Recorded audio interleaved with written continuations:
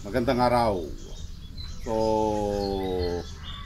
kung mapapansin nyo, itong ulo ng ating bonsai ay medyo mataas. Natataasan ako. Okay? So, ang gagawin natin dito is cut back natin. Tatanggalin natin yung ulo. Yan, para maging tapered din. Masyado siyang mataas para sa akin. Okay? So, kailangan nating tanggalin. Gagamitan natin ito ng side cutter na matalim. Kung gusto mong subukan din yung talim ng iyong side cutter, gamitin mo ito sa Apex. So, pati na rin yung bago niyang sanga na tumubo, ito ay iwawire na rin natin dahil ang mulawing aso ito sa matigas din, malutong ang kanyang mga sanga. Yan. Pati yung mga sanga na dapat nang i-wire na rin natin para magkaroon siya ng sayaw.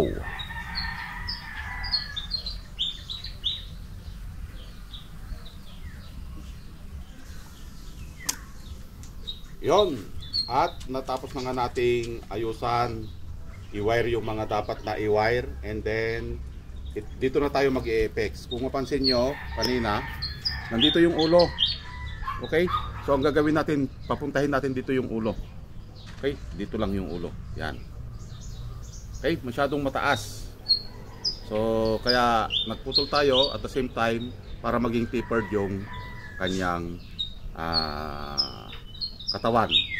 Okay? So alam naman natin na ang pinakamalakas sa isang bonsai ay yung apex. So madali na lang ito. Okay? Ang pinakamahina naman ay dito. Yan. So ito ay isang mulawing aso. So ngayon ay holiday, araw ng mga bayani. Gusto ko munang i-shout out ang CC Class 29-2000 Sanlangkay and Scout Ranger Course Class 157-04 Stalwart, and especially sa aking classmate sa mga Scout Sniper Course Class 11-07. Maligayang araw ng mga bayani. Isang saludo para sa inyo. Happy Bonsai.